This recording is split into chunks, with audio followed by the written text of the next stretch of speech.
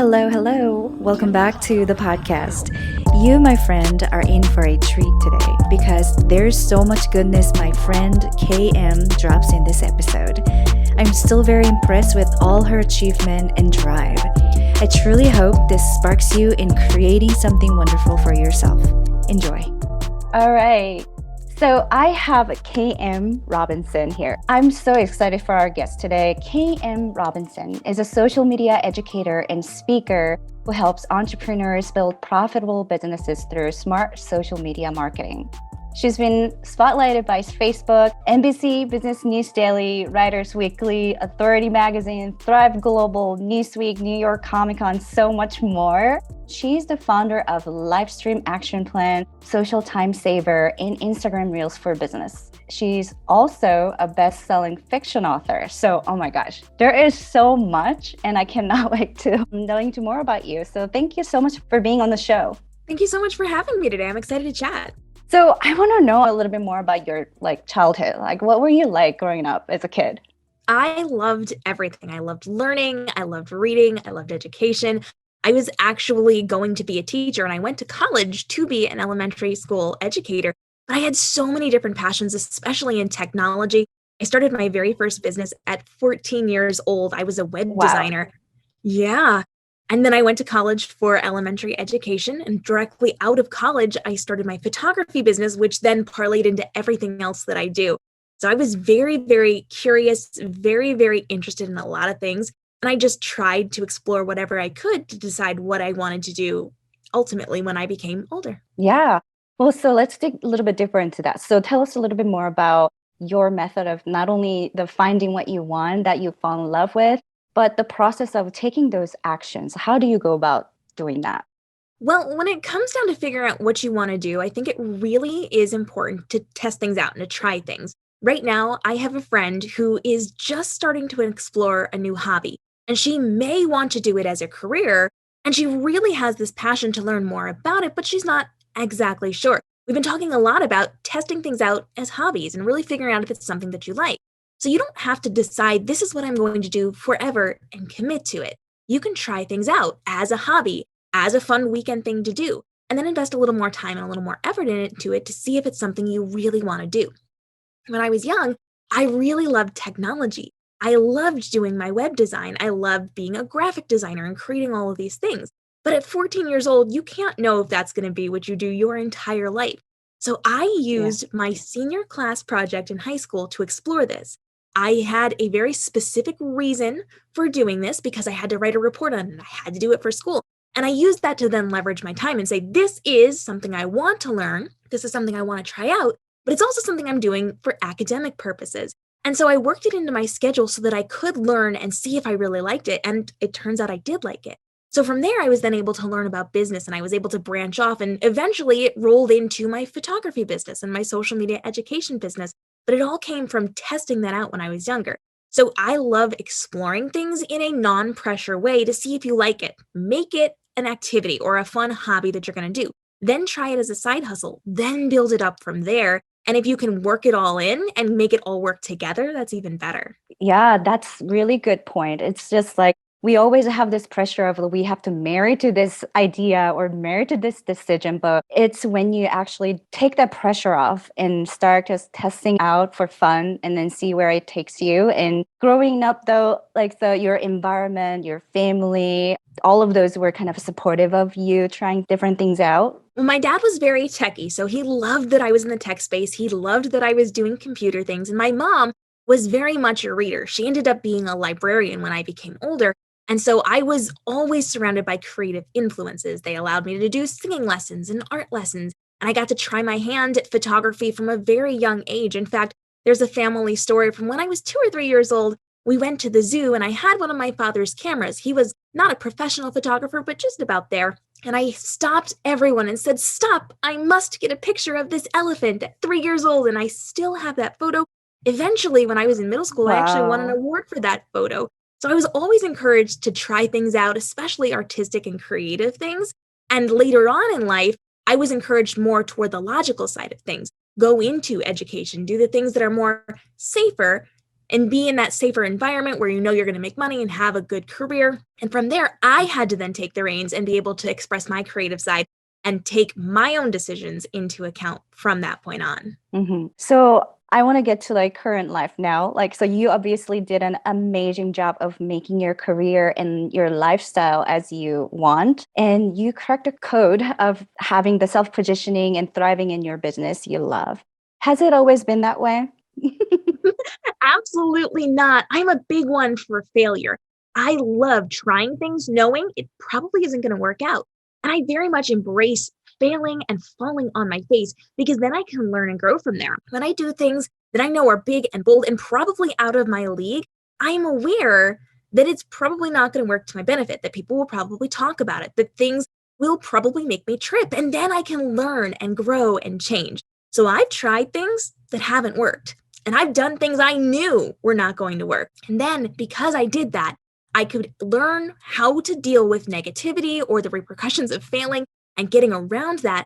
And I could really build up what I was doing. So now I can take these big, brave, bold steps inside of my business without worrying about failing because I already understand how that works and I can build a strategy around it to make sure that I'm not failing anymore. I am succeeding in what I do, even though it's big and scary and hard and it requires a lot of bold decisions. I can do the things that most people can't do because I've gone the way of taking that path of failure and turning it into small successes and pivoting with what I'm doing to make everything work the way that I want. So I did put a lot of time and effort into doing things well and doing things not so well. And because I've been able to do that, I now have this strategy that has created this very luxurious life for myself. That's amazing. So those failure that you called it, I know there is no such a thing as a failure in our world. But what are some of the moment and episode that if you want to share with us? A lot of what I do is very video based and live stream based. And so when I jumped into this world where I was educating and interacting with other entrepreneurs, I wanted to make sure I was doing it in a way that was really good for communication. And my very first live stream, I created a talk show for myself. I had set myself up in front of a big picture window. I was getting ready to educate. I started my show, and because I was in front of a big picture window, it was beautifully lit. I had one light over to the side that I could turn on if I needed it, but it was beautifully lit. I started that recording, and a storm rolled in out of nowhere. It turned pitch black, and because I was on a live stream, I had to turn on the one little umbrella light over to the side, so I was cast in this very harsh lighting. One half of my face was brightly lit, the other was in super dark shadows. And it was really hard to get through that.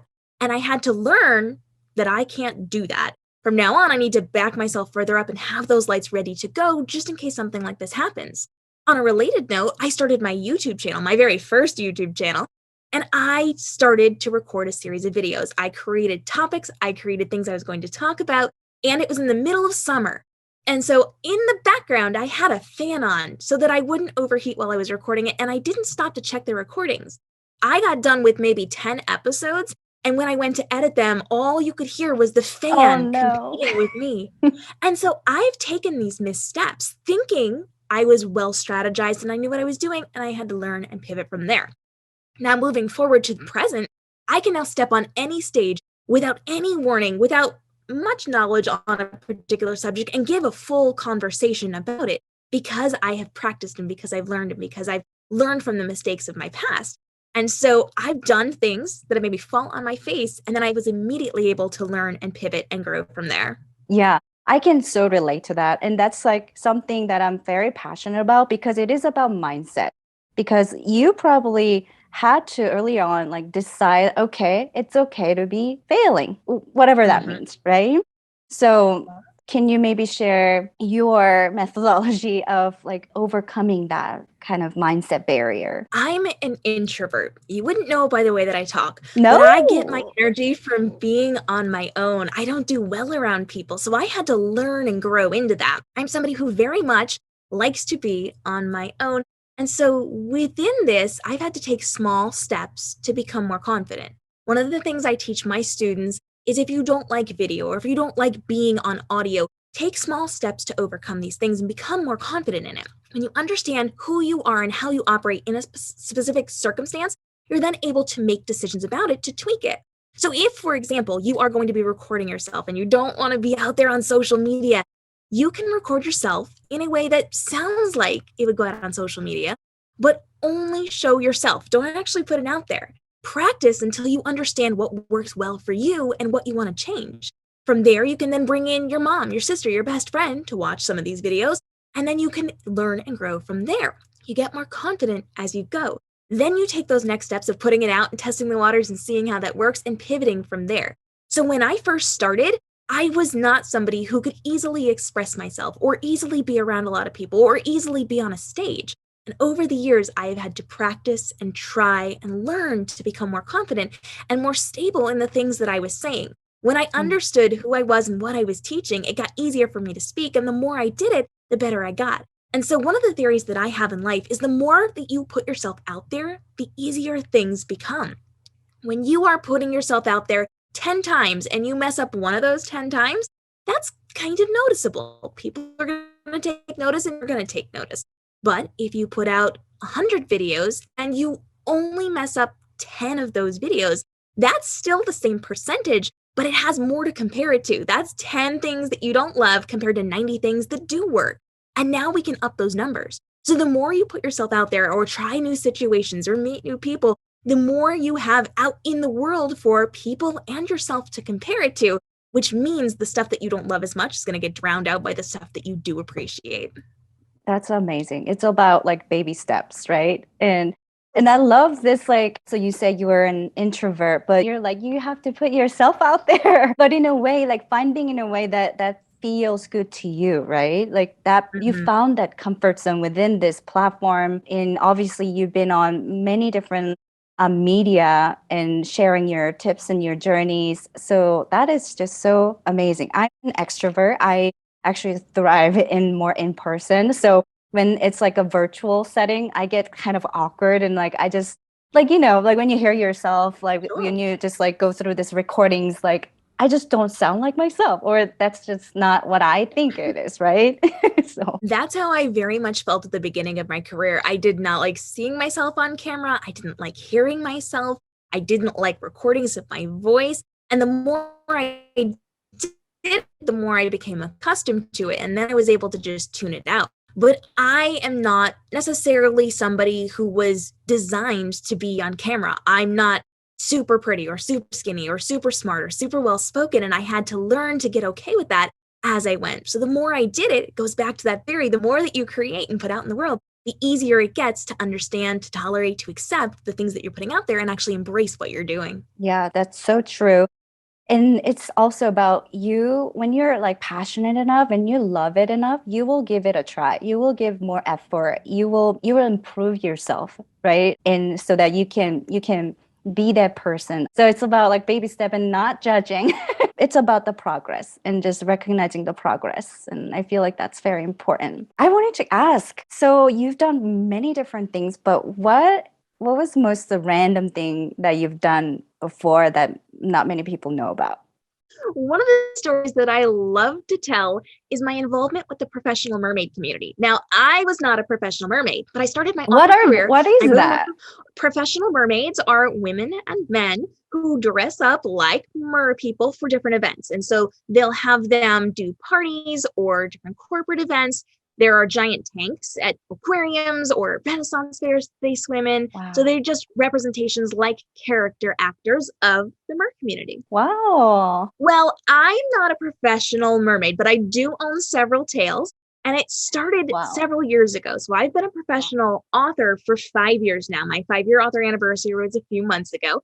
One of the early books that I wrote, because I write very fast and put out a lot of content very quickly, was a mermaid series. Now, when I put this mermaid series out on social media, the community found me. They came swimming to me because we're making leg jokes here. And they came very quickly to see what I was doing and what I was about, because there aren't that many mermaid authors. So very quickly, I found friendship among the community, and I got involved by going to some of the tale creators would host big parties. They had different conventions that I've spoken at, and I've been very highly involved in that community. So it's a ton of fun to go hang out with these professional and hobbyist mer, and we love having conversations, and I've been able to teach them social media. I've been able to talk about books, and I've been able to swim around in tails, which is one of the most fun things ever. So while it's Wow. not a specific job where I was a professional mermaid, I work very strongly to educate that community and how they can run their mer businesses to make more money and build up the profit inside of the social media that they are creating.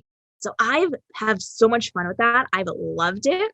And it's definitely one of those things that gets people's attention when I throw it into conversation every once in a while. Definitely. I love how you integrate your expertise and your, this fun part of you that you're like exploring new area and it just kind of merging that into like you teach them how they can thrive in their business using social media and things like that. And you get involved in this new territory where you've never been before. And that's just so exciting. What are you into now recently? I'm so busy recently because I am heavily working in social media education. I am working with a bunch of big tech companies. So, all the live streaming platforms, I'm working with things like TikTok and Facebook to create content on their behalf. I'm really heavily invested in helping entrepreneurs to grow their businesses and create more profit online.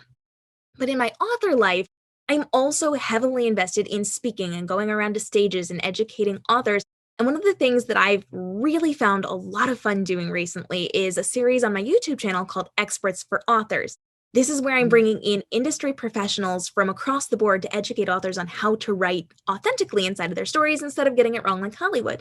So I just interviewed a CIA analyst and an FBI agent Wow. and a SWAT breacher and a detective and a lawyer and a molecular anthropologist and an airline captain and all sorts of incredible people. And because this has gone so well, I'm parlaying this into a brand new author talk show. And because I'm building that, I'm also doing a brand new influencer talk show where I'm bringing on professional influencers to educate inside of the community. So my drive right now is very strongly toward these different talk shows that I'm enabling on my community to help other communities to grow and thrive in their space as well. That's amazing. Yeah. Do you see like as the world is becoming more and more virtual, do you feel like it's a really good news for multi-passions like us, like for us to not only try, but like to thrive and find a job, not from like traditional market, but like we create our own? Oh, yeah, everything is swaying toward a virtual presence. We're even seeing the internet kind of upgrading right now. One of the things that I love studying is the new Web3 section. And I really love studying things like NFTs and cryptocurrency and all of that stuff. And so we're seeing the future of the internet and the future of jobs. We're seeing things go from in person to remote. We're seeing people be able to take on more responsibility within their businesses and to get it done faster so that they can have more time to themselves. We're seeing people be able to take on multiple jobs and try new things and see how things work from a perspective where now they're at home and they have the ability to take care of themselves better and their families better and their puppy dogs better. They have the ability to come together and work with people from across the world. So when I'm doing my interviews, when I'm doing my shows, I'm pulling in people from all across the world. We meet at different time zones, sometimes early in the morning, sometimes late at night. And we would never be able to even meet these people, much less have them have these convention or these connections with us and have these conversations with us in person. And so I'm seeing everything from content creators to how we're running our businesses move toward this online virtual presence, which allows us to connect much easier. And it saves a lot of time and effort overhead because now we're not traveling. Now we don't have to go into a job. Now we don't have to go across the world to see someone that we want to connect with. We have this really strong ability to connect right here in a virtual sense so that it removes a lot of those boundaries and a lot of those barriers.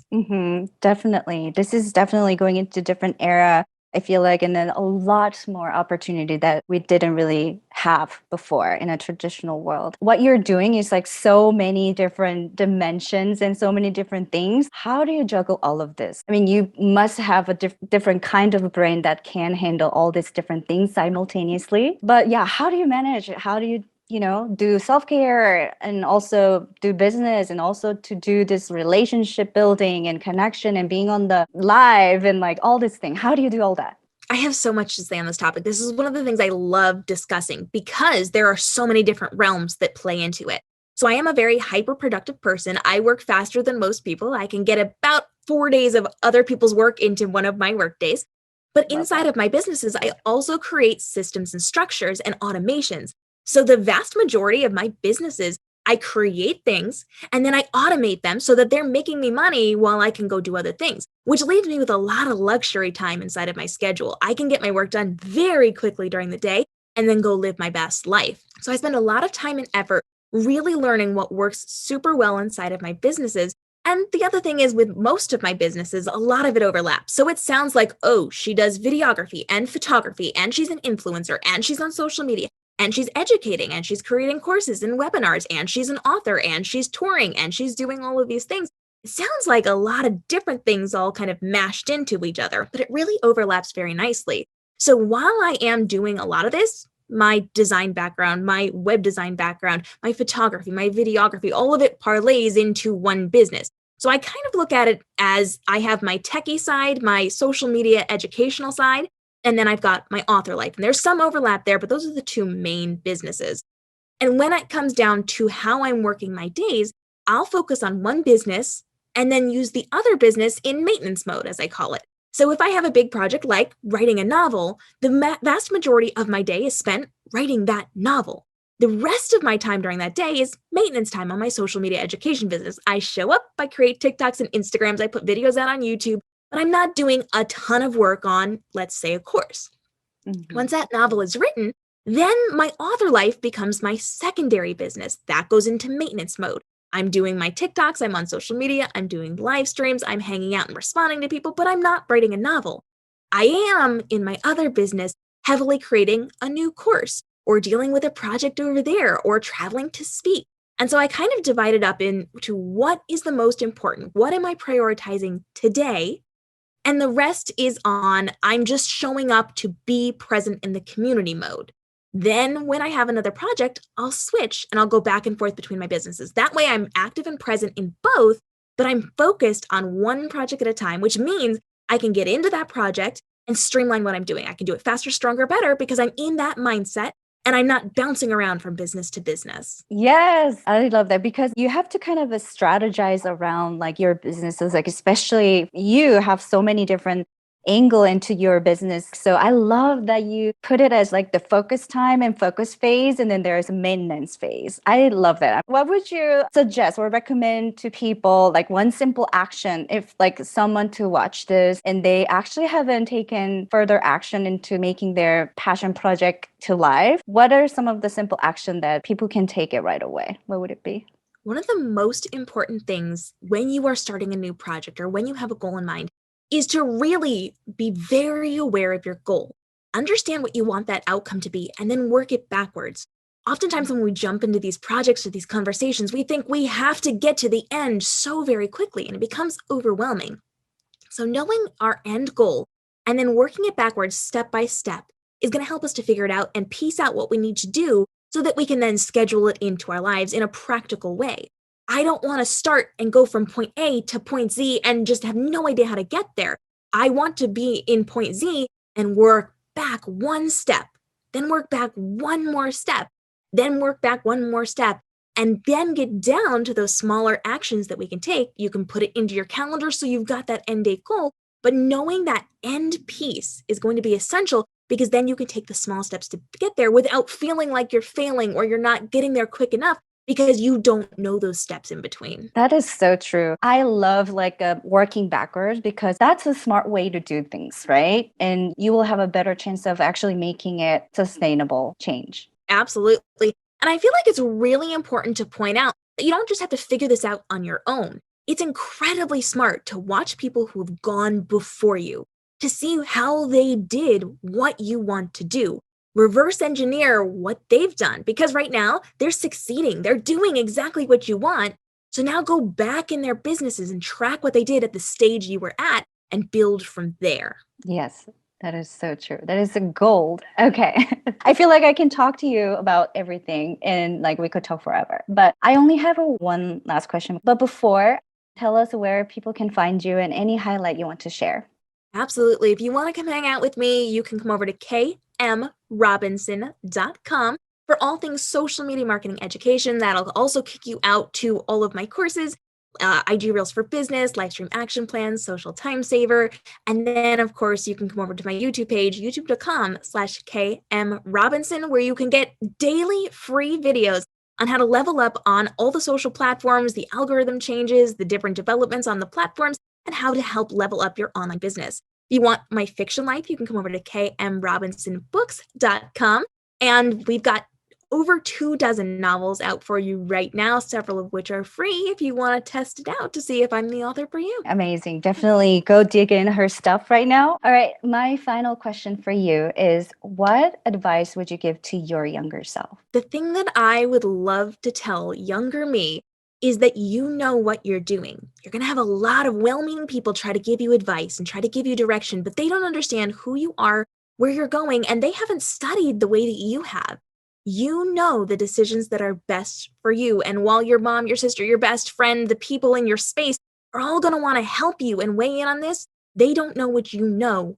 And you need to be trusting yourself to make the best decisions for you so that you are not held back by well-meaning advice. I love that. Trusting ourselves. Yes. Thank you so much. This was so much fun. And thank you for sharing all your wisdom and all your learnings along the journey. And congratulations on your business and all your thriving activities. I can't wait to see more of you on the web space. And yeah, talk to you soon.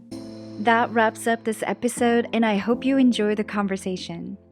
If this story served you in any way, I'd love for you to leave your review on this podcast. Don't forget to connect with me on my Instagram, Multi-Passionate Genius. And if you have a story to share, I would love to feature you here. So send me a message on my Instagram. Lastly, no matter what, I believe in you and I'm rooting for you. So go out there and create the life you want.